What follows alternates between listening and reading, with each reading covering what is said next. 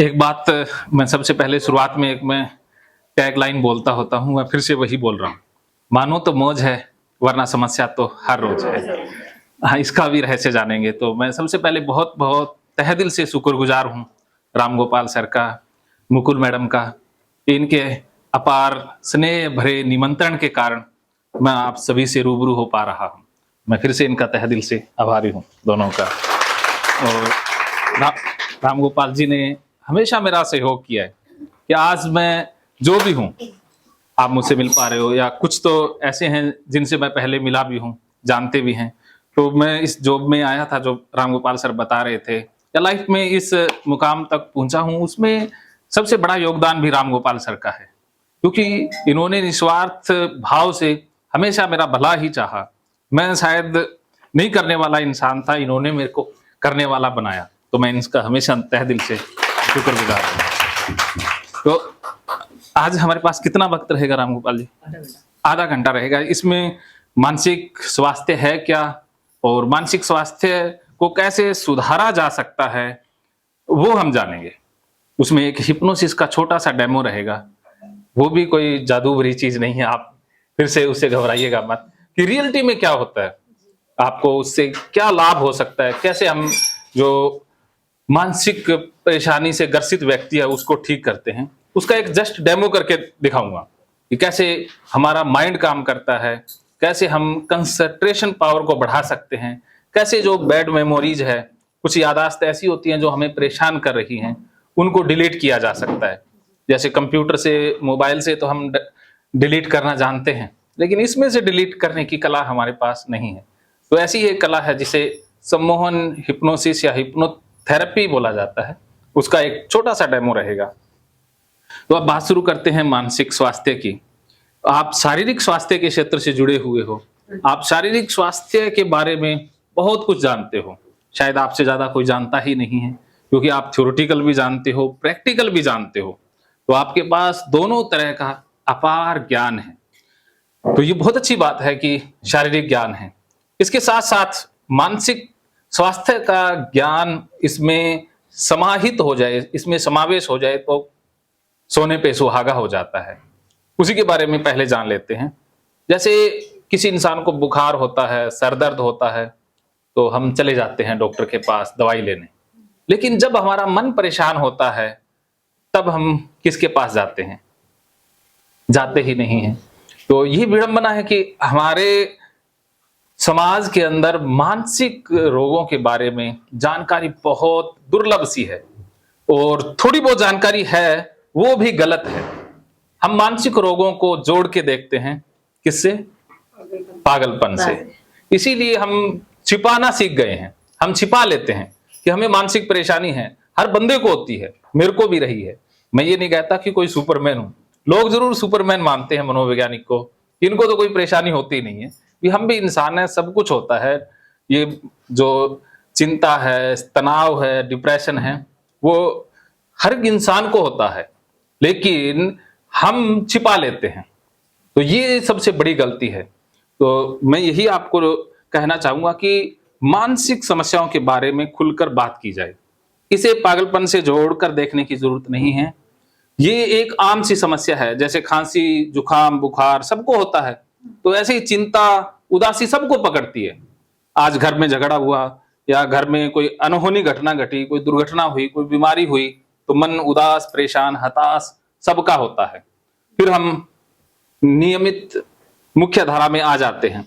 लेकिन कई बार क्या होता है कि मन परेशान ही रह जाता है, वो वापस नहीं आ पाता है, तब मानसिक रोग उत्पन्न होता है। तो मानसिक रोग उत्पन्न होने के कारण भी बहुत सारे हैं, उनको भी जानेंगे। तो हमें इतना याद रखना है कि मानसिक समस्या किसी को भी हो सकती है और इसके लिए हमें अपने विश्वास पात्रों से बात करने की जरूरत है। कि हम बताते ही नहीं है। मेरे पास लोग आते हैं तो वो अपने घर वालों से भी शेयर नहीं करते कि सर हमारे घर वालों को पता लग जाएगा तो लोग हमें पागल समझेंगे। यही विडंबना है कि हम मानसिक रोगों को पागलपन से जोड़कर देखते हैं, तो इसलिए हम छिपाते हैं। जितना हम छिपाएंगे मानसिक समस्याएं और बढ़ती जाती है। छिपाने से ये समस्याएं बढ़ती जाती और लोग आएंगे तो बता करके आएंगे कि कहीं घूमने जा रहे हैं, ये नहीं कहेंगे कि मानसिक समस्या है और इलाज लेने जा रहे हैं। तो इसमें इलाज पूरा नहीं हो पाता, क्योंकि हमारा मन है उसका एक हिस्सा मानसिक समस्या को छिपाने में लगा रहता है।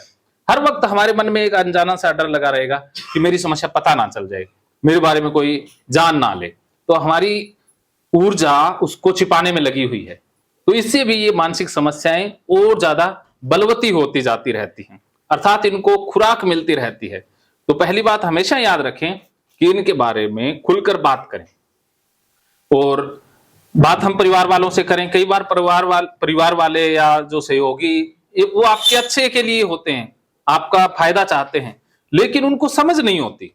वो आपको समझाएंगे लेकिन अपने तरीके से, लेकिन वो समझ आपके लिए उतनी फायदेमंद नहीं होंगी, क्योंकि वो आपको कुछ भी कहेंगे वो आपको और दिल में लग जाएगी। क्योंकि मानसिक समस्या जिसको हो जाए उसकी सोच पूरी तरह से अलग ही हो जाती है, बदल जाती है, अर्थात वो नेगेटिव चीज को ज्यादा पकड़ेंगे, पॉजिटिव चीजें छोड़ देंगे, पकड़ेंगे नेगेटिव ही। तो वो जो आपने 100 बातें अच्छी कही वो छोड़ देंगे, एक बात गलती से गलत निकल गई उसको वो पकड़ लेंगे। तो ये इसमें रहता है मानसिक समस्या में। तो घर वालों से आप बताएं तो जो आपका विश्वास पात्र है, हमेशा आपका अच्छा चाहता है, तो उसे बता सकते हैं। उसके अलावा हम किससे बात कर सकते हैं? हमारे पास जो इलाज का तरीका है वो क्या है? किसके पास जाते हैं इलाज लेने? 2 लोगों के पास जाते हैं। सबसे पहले बाबा थेरेपी, बाबाओं के पास जाते हैं कि किसी ने कुछ करवा दिया है, पड़ोसियों ने करवा दिया है, रिश्तेदारों ने करवा दिया है, या ननंद बहू है या जेठानी देवरानी है तो इसी ने करवा दिया होगा। और बाबा लोगों के पास जाते हैं तो वो हमारे इस शक को, डाउट को और ज्यादा बढ़ा देते हैं। वो तो पक्का कहेंगे कि उसने करवाया है, किसी ने कुछ करवाया है। तो हम बाबाओं की ठगी का शिकार हो जाते हैं, जो 2 तरफ से हमारी ठगी करते हैं।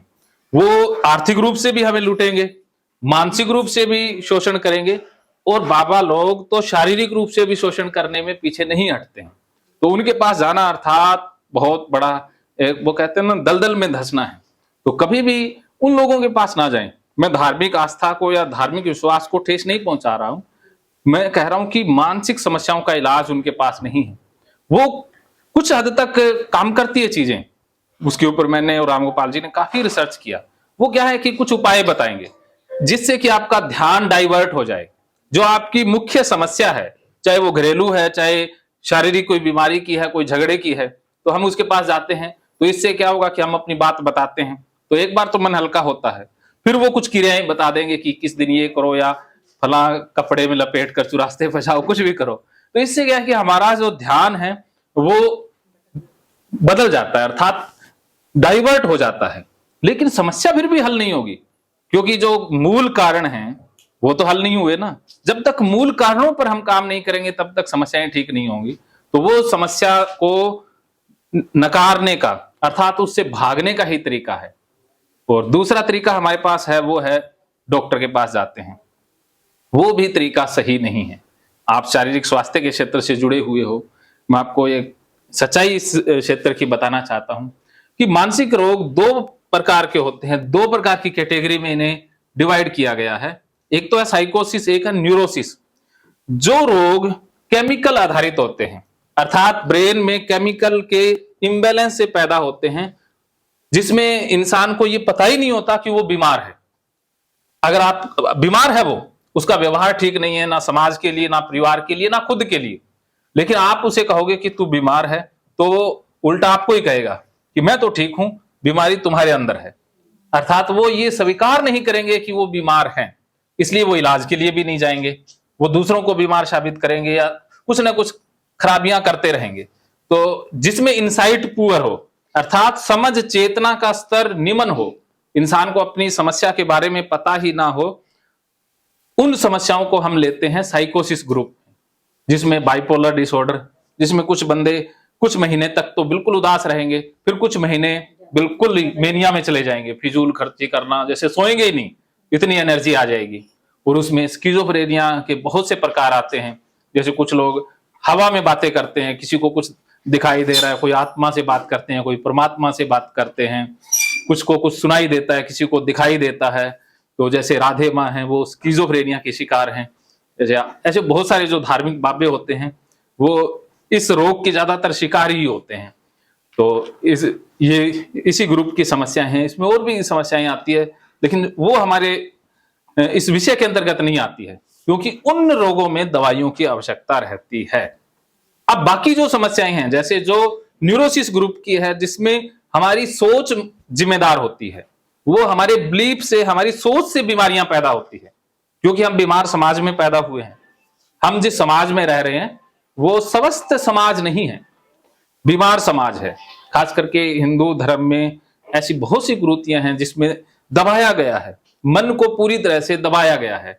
तो मन जब सप्रेस होता है, हमारी बहुत सारी इच्छाएं हैं, बेसिक जरूरतें हैं, चाहे वो शरीर की हो चाहे मन की हो, जो इड बोलते हैं, जिसे मूलभूत आवश्यकताएं बोलते हैं, जब उनको सप्रेस किया जाता है तो उनके सप्रेशन से कन्फ्लिक्ट पैदा होता है, कुंठा पैदा होती है, और उसी से मानसिक रोग जन्म लेते हैं। उन रोगों को न्यूरोसिस ग्रुप में रखा जाता है। उसमें मुख्य है एंजाइटी डिसऑर्डर। उसके भी बहुत सारे प्रकार होते हैं, उसमें डिप्रेशन भी आता है, उसमें फोबिया के बहुत से प्रकार आते हैं, कन्वर्जन डिसऑर्डर आता है। तो ये रोग आते हैं जो बिना दवाई ठीक हो जाते हैं। इन रोगों में दवाइयों की जरूरत नहीं है, जो न्यूरोसिस ग्रुप के हैं, लेकिन हम चले जाते हैं साइकेट्रिस्ट के पास दवाई लेने। तो दवाई से इलाज नहीं होता, वो भी लक्षणों को दबाने की चीज है। कि लक्षण तो है कि घर में झगड़ा है, पति पत्नी की नहीं बनती है, या कोई अब्यूज हुआ, जो ज्यादातर आप इसी बात से सहमति रखोगे, लेकिन खुल के कभी भी हम बता ही नहीं पाते हैं कि चाहे वो लड़का हो चाहे लड़कियां हो, हम ऐसे समाज में रहते हैं जहां पर सेफ नहीं समझा जा सकता। तो अब्यूज बहुत सारा होता है बचपन से ही, तो उसके कारण फिर वो दबता रहता है अंदर ही अंदर, किसी को बता पाएंगे ही नहीं। तो इसके कारण जो रोग पैदा होते हैं, वही रोग बिना दवाई अर्थात हमारे गिल्ट को, हमारे अपराध बोध को हल करने से, उसको मिटाने से ठीक हो सकते हैं।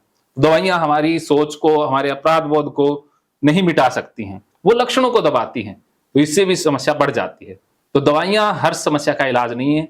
तो ये भी आप बातें याद रखेंगे कि इनका इलाज है मानसिक उपचार, अर्थात मनोवैज्ञानिक उपचार, जिसकी हम आगे बात करेंगे। तो अब हम एक क्विक रिव्यू ले लेते हैं कि कौन सी ऐसी समस्याएं हैं जो बिना दवाई ठीक हो सकती हैं, उनके लक्षण क्या है। सबसे पहले हमने बात की थी एंजाइटी डिसऑर्डर की। एंजाइटी डिसऑर्डर में भी बहुत से रोग आते हैं। ये अम्ब्रेला है, जैसे अम्ब्रेला में बहुत सारी ताड़ियां होती हैं, वैसे एंजाइटी डिसऑर्डर से बहुत सारे रोग पैदा होते हैं, जिसमें सबसे पहले फोबिया आता है। फोबिया आपने सुना होगा, डर लगना, ऐसा इर्रेशनल फियर जिसमें डरने की जरूरत नहीं है फिर भी डर लगता है। जैसे आपको किससे डर लगता है? जैसे बहुत सी महिलाएं हैं जिनको कॉकरोच से डर लगता है, छिपकली से डर लगता है, तो ये लिजार्ड फोबिया है। कल परसों एक महिला आई, तो वो घर में घुसी नहीं, पहले छिपकलियां ढूंढ रही है कि छिपकली तो नहीं है। तो एक कमरे में छिपकली दिख गई तो उसने तो चिल्लाना शुरू कर दिया कि पहले छिपकली को निकालो। तो छिपकली की पोटी देख ले तब भी उसको घबराहट। तो ये फोबिया रोग है।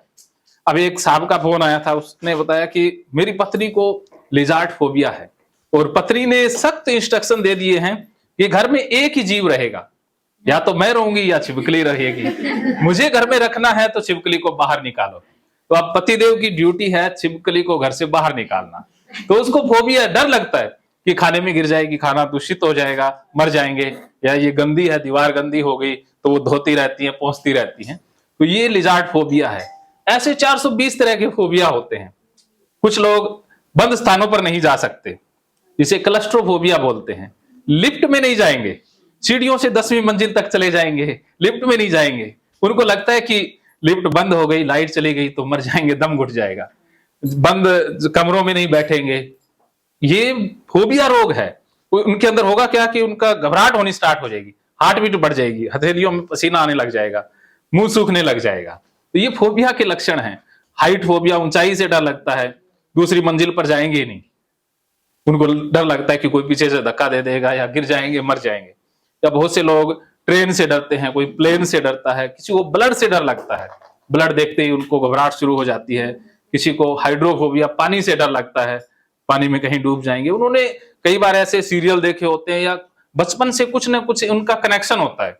सभी इंसानों का अपना अपना एक इसके पीछे रीजन होता है। तो बचपन की जो घटनाएं हैं वो फोबिया के लिए सबसे ज्यादा जिम्मेदार होती हैं, तो इसी से जन्म लेता है। इस तरह के हजारों फोबिया हैं। किसी को सांप से डर लगता है, हाँ इसका तरीका आगे जानेंगे। तो किसी को सांप से डर लगता है, अब देखो, आप कहोगे कि सांप से डरना तो नॉर्मल है, लेकिन जिसको फोबिया हो वो यहाँ बैठेगा ना, देखेगा, हाँ पहले वो देखेगा कि कहीं सांप तो नहीं है, बैग में भी चेक करेगा, रात को कपड़े जब वो बिछाने हैं सोने के लिए तो कपड़ों को झाड़ेगा कि सांप ना हो, तो उसका ध्यान सांप पर ही अटका रहता है, वो सांप को ही ढूंढता रहता है। तो ये फोबिया का लक्षण है। ऐसे बहुत से फोबिया होते हैं। किसी को कलर से डर लगता है, किसी को लाल रंग से, सफेद रंग से। ये शुभ अशुभ है कि सात अंक अशुभ है, 3 अंक अशुभ है। किसी को वार से होता है कि शनिवार को लोहा नहीं खरीदेंगे, तेल नहीं खरीदेंगे। ये भी इसी कैटेगरी की समस्याएं हैं। हजारों प्रकार की समस्याएं हैं। हम किसी न किसी रूप में सभी मानसिक रूप से बीमार हैं, लेकिन वो बीमारी हमें परेशान नहीं कर रही, इसलिए काम चल जाता है। जब परेशानी हद से ज्यादा बढ़ती है तब उसे डिसऑर्डर काउंट किया जाता है। तो ये फोबिया के बारे में हमने थोड़ी सी जानकारी हासिल की। अब बात कर लेते हैं ओसीडी की। अगला ग्रुप आता है, ये नाम आपने शायद नहीं सुना होगा या सुना है, बहुत बढ़िया बात है। तो ओसीडी की हजारों फॉर्म है, एक प्रकार की नहीं है, हजारों प्रकार की है। सबसे जो मुख्य ओसीडी है वो है हाथ धोने वाली, बार बार हाथ धोना, हाँ मुंह धोना, नहाने में टाइम लगना, हाथ एक बार नहीं बार बार साबुन से यहां तक ऐसे ऐसे झुला झुला के, और चमड़ी तक उतर जाती है, हाँ लेकिन हाथ धोना वो छोड़ते नहीं। और कोरोना ने इस रोग को हद से ज्यादा बढ़ाया है। कोरोना के जो एहतियात थे, जो सुरक्षा थी, इसी रोग को बढ़ाने वाली थी। तो कोरोना से पहले बहुत कम मरीज मेरे पास आते थे, कोरोना के बाद बाढ़ सी आ गई है। तो कोरोना में जो आनन फानन में जो प्रचार किया गया वो इस रोग को ही बढ़ा दिया गया। कोरोना का जितना भी प्रचार हुआ वो ओसीडी को बढ़ाने वाला ही था। पहले कम मरीज थे, वो लगभग उसने लोगों को मरीज बना दिया। स्वस्थ इंसानों को भी कोरोना ने ओसीडी की कैटेगरी में ला खड़ा किया। तो कोरोना के जो एहतियात थे वो इसके ही लक्षण हैं, कंपल्शन बोलते हैं उसे। तो जो नहाएंगे तो पहले नहाने जाएंगे, ऐसे नहीं नहाएंगे, वो पहले बाल्टी को धोएंगे, मांजेंगे, फिर फर्श को मांजेंगे, फिर टाइलों को धोएंगे, फिर टूटी को धोने लग जाएंगे, फिर साबुन का कहीं छींटा आ गया, फिर से दूसरा राउंड शुरू हो जाएगा। तो ऐसे ऐसे करते पानी की टैंकी खाली हो जाती है, बाल्टियां नहीं टैंकियां खाली हो जाती है। तो मेरे पास भी कई बार क्या रोज ही आते हैं ऐसे। तो मैं पहले 2 टैंकी फुल करके रखता हूँ। फिर भी वो क्या है कि नहाने चले गए तो फिर बाल बंद करना पड़ता है, फिर भी निकालना पड़ता है, कैसे निकलते नहीं है। एक लड़का आया थोड़े दिन पहले, अब 2 घंटे से वो नहा ही रहे, टैंकी खाली होने वाली हो गई। मैंने कहा निकल जाओ, कहता बस 2 मिनट में आ रहा हूँ। उसकी 2 मिनट ही ना हो, फिर मैंने बाल बंद किया, मुझको अब देखें क्या कर रहा है। तो उसने तो वो डब्बा ही धो रहा था 2 घंटे से। मैंने कहा नहाना, कहते नहाना तो शुरू ही नहीं किया। तो ये है, ये घर में किसी को नहीं आने देंगे, क्योंकि इनके घर में कोई आ जाएगा तो इन्हें लगेगा कि ये गंदा है, बाहर से जो आया है गंदा है, तो वो बैठने नहीं देंगे। अगर बैठ गया तो उसको धो देंगे, सोफा, मोबाइल तक धो देते हैं, ईयरफोन को धो देंगे, दूसरे का मोबाइल नहीं पकड़ेंगे। साबुन को भी साबुन से धोते हैं। साबुन को भी 2-3 साबुन रखेंगे ना, वो गंदी है, दूसरी को सो धोएंगे। तो ये घर में इनके कोई जाएगा तो पहले नहा धो करके, ऐसे एंट्री नहीं करने देते। बच्चों को ठंड में नहला देंगे, पति को घर में नहीं घुसने देंगे, बेडरूम में नहीं आने देंगे, ये अपना रूम अलग रखेंगे, ये टॉयलेट तक अपना स्पेशल बनवा लेते हैं, किसी पब्लिक टॉयलेट में नहीं जाएंगे। अब जैसे आना है, कोई बिहार से आ रहा है मेरे पास, तो पहली बात तो वो अवॉइड करेंगे कि जाना ही नहीं है, बाहर निकलेंगे ही नहीं, सारा घर में करेंगे। अब मजबूरी में जाना पड़े तो पानी पीना बंद कर देंगे, क्योंकि ना पिएंगे पानी तो ना आएगा वॉशरूम। तो इसलिए खाना पीना बंद कर देते हैं। ये पोटी शूशू इनको बहुत गंदा लगता है, पीरियड का ब्लड, ये चीजें इनको हद से ज्यादा गंदी लगती है। इसी से ये इस रोग के ट्रिगर पॉइंट है। तो ये जो साफ सफाई वाली एक प्रकार है, ऐसी हजारों प्रकार की ओसीडी होती है। दूसरा प्रकार है बार बार चेक करना, जैसे ताले को बार बार चेक करना, कुंडी को बार बार चेक करना, फोन को चेक करना, गैस को बार बार चेक करना। बार बार चेक करना ओसीडी का लक्षण है, किसी भी ऑब्जेक्ट को। इसके बाद है बीमारी से डरना। बहुत से लोग आपके पास भी आते होंगे जो बार बार यही कहते हैं ये बीमारी होगी, बार बार रिपोर्ट्स करवाते रहेंगे। तो मेरे पास और रामगोपाल सर के पास ज्यादातर जो आते हैं वो आते हैं HIV से डरने वाले। वो बार बार टेस्ट करवाएंगे, बार बार जाएंगे, बार बार ढूंढते रहेंगे गूगल पर कि उनको खतरा है कि HIV हो जाएगा। है नहीं, रिपोर्टें नेगेटिव आएंगी, फिर भी उनको लगेगा कि डॉक्टर ने सही से नहीं की, कहीं पॉजिटिव इंसान की नीडल तो नहीं लगा दी, कहीं गलती से रिपोर्ट गलत तो नहीं बन गई। दोबारा पहुंच जाएंगे, दोबारा जाएंगे, लगता है कि ये तो एक्सपायर वो किट से तो नहीं कर दिया, फिर और किसी के पास जाएंगे। ऐसे टेस्ट पर टेस्ट करवाते रहते हैं। लेकिन संतुष्ट नहीं होंगे, तो ये भी ओसीडी का लक्षण है। इसके अलावा रेबीज के इंजेक्शन बार बार लेते रहते हैं, कुत्तों से दूर भागेंगे, कुत्ता जिस गली से दिख गया उस गली में ही नहीं जाएंगे, कुत्ता भौंक गया तो उन्हें लगेगा कि काट गया होगा, वो धोने लग जाएंगे या वैक्सीन लेने पहुंच जाएंगे, तो ये भी ओसीडी का लक्षण है। कैंसर से डरना, हेपेटाइटिस बी या सी, जो भी असाध्य बीमारियां हैं उनका डर लगना, बार बार विचार आना उनके प्रति, वो भी ओसीडी है।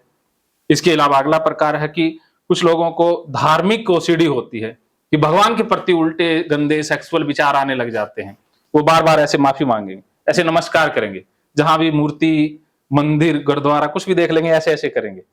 देखने में आपको लगेगा कि बड़ा बंदा अच्छा है, धार्मिक व्यक्ति है, वो धार्मिक नहीं होते, बीमार होते हैं। उनको लगता है कि अगर मैंने ये नमस्कार नहीं किया तो भगवान सजा दे देंगे, भगवान बुरा कर देंगे, नौकरी हटवा देंगे, बच्चों को मार देंगे या कुछ ना कुछ कर देंगे, तो ये भगवान को बहुत डरावना या खौफनाक इमेजिन करके रखते हैं। इसके अलावा एक ओसीडी होती है कि मन ही मन कुछ ना कुछ चलता रहता है, मन में कोई विचार आया उसको मन से ही कट करेंगे, कोई प्रार्थना बोलेंगे, कोई जैसे 1 2 3 बोलेंगे या कोई शुभ अशुभ अंक मान के रखेंगे, वो मन ही मन उलझे रहते हैं, मन में ओवर थिंकिंग चलती रहती है, वो भी ओसीडी का प्रकार है, जिसे रूमिनेशन ओसीडी बोलते हैं। इसके अलावा भी बहुत से प्रकार हैं, जैसे कुछ लोग बार बार जैसे एक ही बात को बार बार पूछेंगे, ये बहुत खतरनाक बीमारी है कि अब आप जैसे रामगोपाल सर ने कुछ समझा दिया या घर में किसी ने कुछ बता दिया तो उसको दोबारा पूछेंगे, फिर तीसरी बार भी पूछेंगे, पूछते ही रहेंगे। अब ऐसे जो इंसान होते हैं ये बहुत स्ट्रेस देते हैं। अब अगर किसी एक पत्नी को था तो वो पति से बार बार पूछती रहती कि तुम्हारा किसी से बात तो नहीं होती, वो बार बार चेक करना, पूछना, उस पति ने आखिर में तलाक ले लिया कि मैं नहीं रखूंगा, क्योंकि वो बार बार पैर तक पकड़ लेते हैं कि एक बार बता दो, लास्ट बार बता दो, मेरे पास भी फोन आ जाए, ऐसे बंदे का फोन आ जाए, बड़ा झंझट हो जाता है। मेरा पेशेंस ठीक होता है लेकिन ये पेशेंस का भी इम्तिहान ले लेते हैं। अब फोन पर एक बार समझा दिया, अब फिर कहेंगे एक बार और समझा दो, अब समझा दिया, कहेंगे दोबारा और समझा दो, अब तीसरी बार भी समझाओ, कहे सर लास्ट बार एक बार और समझा दो, अब समझा दिया, फिर फोन काट देंगे, फिर दोबारा से फोन कर लेंगे कि एक बार और, वो एक बार करते करते ब्लॉक करना पड़ता उनको, फिर भी वो दूसरे नंबर से फोन करके कहेंगे कि रिकॉर्ड करके भेज दो, लिख कर भेज दो। अब देखो ये भी रीइंश्योरेंस ओसीडी है कि एक ही बात को बार बार पूछना। तो ऐसी और भी हैं, जैसे कुछ लोग जैसे सिस्टमेटिक वे से सारी चीजें रखेंगे, घर में रखेंगे तो जो बिस्तर है वो बिल्कुल एकदम समेट के एकदम चकाचक रखेंगे। ऑर्डर अगर इधर उधर हो जाए तो उनको घबराहट हो जाती है, दूसरों को कहेंगे कि तुम साफ सफाई रखो, या दूसरों से भी करवाते हैं, दूसरों को भी साफ या ये कंपल्सन करने के लिए मजबूर करते हैं। ये भी ओसीडी है, ऑर्डर में रखना, सिमेट्री की एक जैसी चीजें घर में रखना, कलर को मैच करके रखना, ये भी सिमेट्री फॉर्म बोला जाता है। ऐसे बहुत सारे हैं। तो अभी अगला रोग जो है बीडीडी, बॉडी डिस्मॉर्फिक डिसऑर्डर, कि किसी को कई लोगों को लगने लग जाता है कि उनका शरीर ठीक नहीं है, होठ टेढ़े हैं, तो या तो वो शीशा देखेंगे ही नहीं या बार बार देखते रहेंगे, तो इसे भी एक रोग की कैटेगरी में रखा गया है, बॉडी डिस्मॉर्फिक डिसऑर्डर। ऐसे बहुत सारे रोग हैं। तो इसमें कन्वर्जन डिसऑर्डर होता है कि शरीर में कोई तकलीफ नहीं है लेकिन शरीर में कोई दर्द या कमर दर्द या सिर दर्द या पता नहीं, उनको लगता है कि दर्द यहाँ है फिर यहाँ आ गया, कहीं दूसरी जगह पहुंच गया, चलता रहता है। रिपोर्ट्स नॉर्मल आएगी। आईबीएस भी होता है, जैसे कि बार बार वॉशरूम या पोटी बार बार आती रहती है लेकिन एंडोस्कोपी में बिल्कुल नॉर्मल है, लेकिन उनको फील होता रहता है, तो इसे इरिटेबल बोवल सिंड्रोम बोला जाता है। तो ऐसे बहुत सारे रोग हैं। अब लास्ट में बात कर लेते हैं 2 मिनट डिप्रेशन की। ये नाम तो आपने सुना होगा ना? हाँ, क्या होता है डिप्रेशन? हाँ जी, अकेला रहना अच्छा लगता है, ना किसी से बात करना, चुपचाप अंदर ही अंदर बस, ना किसी को कुछ बताना। हाँ, तो हम सोचते हैं भी ये बंदा जरूर डिप्रेशन में है। हाँ, चलो आपके पास जो जानकारी है अच्छी जानकारी है, तो इससे मिलते जुलते लक्षण होते हैं। मैं आपको और ज्यादा गहराई से बता देता हूं। डिप्रेशन का एक ही फंडा है, प्लेजर की अनुभूति ना होना। हम जी रहे हैं, हमें जीने में आनंद आता है, इसलिए हमें काम करने में आनंद आता है, इसलिए काम कर रहे हैं। डिप्रेशन वालों को आनंद बंद हो जाता है, प्लेजर जीरो। तो प्लेजर जीरो होते ही क्या होगा? सब कुछ रुक जाएगा, अर्थात उनका जीवन ही नष्ट हो जाएगा। जीने की इच्छा ही खत्म। हाँ, इच्छा ही खत्म, सारी इच्छाएं, जीने की भी, खाने की भी, पीने की भी, सारी इच्छाएं जीरो, तो प्लेजर जीरो। तो इसमें जो मुख्य लक्षण होते हैं वो होते हैं कि एक तो ये सोएंगे नहीं क्योंकि नींद ही नहीं आएगी, या सोएंगे तो उठेंगे नहीं, और उठने के बाद भी इनको फ्रेशनेस महसूस नहीं होगी, भारीपन सा, थकान सी महसूस होगी, या तो इनको भूख नहीं लगेगी, या फिर खाएंगे तो खाते ही रहेंगे, मोटे हो जाएंगे, क्योंकि प्लेजर तो आ नहीं रहा, ना खाया तो भी चल जाएगा, खा लिया तो कितना खा लिया वो भी नहीं पता चलेगा। जैसे हम खाते किस लिए हैं? जिंदा रहने के लिए नहीं, हम खाते हैं प्लेजर के लिए, हमें खाना अच्छा लगता है। डिप्रेशन वालों को खाना अच्छा ही नहीं लगता, इसलिए वो खाते ही नहीं है। हम भूख लगने के कारण नहीं खाते हैं, हमें खाने में आनंद आता है इसलिए खाते हैं। तो उनको खाने में आनंद नहीं है तो वो खाते ही नहीं है, तो वजन बिल्कुल कम हो जाएगा, क्योंकि खाना खाने की इच्छा ही नहीं, वो प्लेजर ही नहीं है। ऐसे ही उनको जो काम पहले अच्छे लगते थे, जिन कामों में पहले रुचि थी, उन कामों में रुचि नहीं रहती।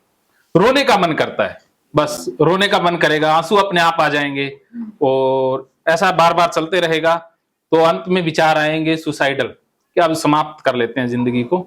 उनको कुछ नहीं अच्छा लगेगा, अकेले रहेंगे। सॉन्ग सुनेंगे तो सैड सॉन्ग सुनेंगे, शादी विवाह में जाएंगे नहीं, नहाना धोना या सुंदर कपड़े पहनना वो भी बंद कर देंगे, और स्टेटस लगाएंगे तो सैड सैड, हाँ वो लगाएंगे, देख लेना किसी का स्टेटस या पोस्ट करेंगे, या आप उनको कितना ही समझा दो, अच्छा समझाओगे, बातें वो अच्छी करेंगे, लेकिन कंक्लूजन नेगेटिव निकालेंगे। बात का जो अंत, बात की शुरुआत तो अच्छे से करेंगे, लेकिन अंत में वो नेगेटिव ही, कि कोई फायदा नहीं है, किसी चीज का कोई फायदा नहीं है, कुछ भी कर लो फायदा तो है नहीं, मरना ही है। यही उनकी बातचीत का सार होता है, और वो सुसाइड करने की प्लानिंग भी करते रहते हैं। और डिप्रेशन से पीड़ित व्यक्ति सुसाइड अटेम्प्ट कर लेता है। बहुत से जो सुसाइड करते हैं उसमें मुख्य कारक डिप्रेशन होता है, और इसके अलावा जो चिंता रोग मैंने बताया उसमें इंसान सुसाइड नहीं करता। ओसीडी वाले सुसाइड कभी नहीं करेंगे, हाँ उनको तो वैसे ही डर लगता है, हाँ तो सुसाइड से तो वैसे ही दूर भागेंगे।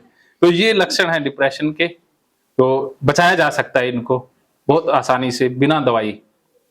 तो अब कैसे बचते हैं, कैसे इसका इलाज होता है वो जान लेते हैं। तो समय और कितना है अपने पास? हाँ, तो आप पूछ रहे थे फोबिया का, कोई सवाल है तो ले लीजिएगा, डिस्कशन करेंगे, कोई ज्यादा। हाँ जी, मेंढक से डर लगता है जी। अच्छा, वो भी एक कहानी है जी, इसकी वजह से डर। छठी क्लास में थी मैं उस टाइम, तो जैसे बाहर क्लासें लगती थी, तो हमारी आधी छुट्टी हुई ना, तो हमारे 5-6 जो साथ के लड़के थे, हम खाना खाने के बाद पानी पीने गए, तो उन्होंने क्या किया, वहां ना ईंटें वगैरह रखी थी, तो वहां से मेंढक पकड़ पकड़ के ना लड़कियों के बैग में डाल दिए। तो क्या हुआ, फिर उनको हुआ ये आएंगी तो शिकायत करेंगी और मार पड़ेगी, निकाल दिए। लेकिन मेरा बैग ना थोड़ा बड़ा था, वो अंदर रह गया शायद बड़ा। तो जब मैंने क्लास लगी तो देखा ना, एकदम मेंढक देखा ना, उस दिन से जीत निकली। और वो दिन है और आज का दिन है कि ऐसे कई जानबूझ के जैसे भाई बहन या कोई कर देते ना, तो मेरे को एकदम चक्कर आ जाता है और मैं बहुत घबरा जाती हूँ। चलो आज इनका इलाज कर देते हैं, ठीक है? मेंढक का इलाज, मेंढक फोबिया है, वो टाइम है जी, उस दिन से मेरे को बहुत अभी भी डर लगता है ना, अब डर नहीं लगेगा। चलो आपने मेरे इंस्ट्रक्शन को फॉलो करना है और कुछ नहीं करना, क्योंकि हमारे अचेतन मन में बैठ जाती है चीजें। जो हमारे जीवन में घटनाएं घटी वही हमारे रोगों की जिम्मेदार है। ओसीडी हो चाहे फोबिया हो, कोई भी ये न्यूरोसिस ग्रुप के रोग हो, वो हमारे डेली लाइफ के अनुभव ही रोग को जन्म देते हैं और कुछ भी नहीं है। तो हम इनको ठीक कर सकते हैं बहुत से तरीकों से। एक तो अपनी चेतना को, समझ को बढ़ा लें, सोच को बदल लें तो भी ठीक हो जाएगा, या हिप्नोथेरेपी से इस पूरी घटना के साथ जो डर का एसोसिएशन हो गया है उसको हटा दें, डर और इस घटना का जो इम्पैक्ट है वो कम कर दें तो भी ठीक हो जाएंगे। या बार बार एक्सपोजर करें कि बार बार मेंढक के पास जाओ तो भी मेंढक का डर है जो वो खत्म हो जाएगा।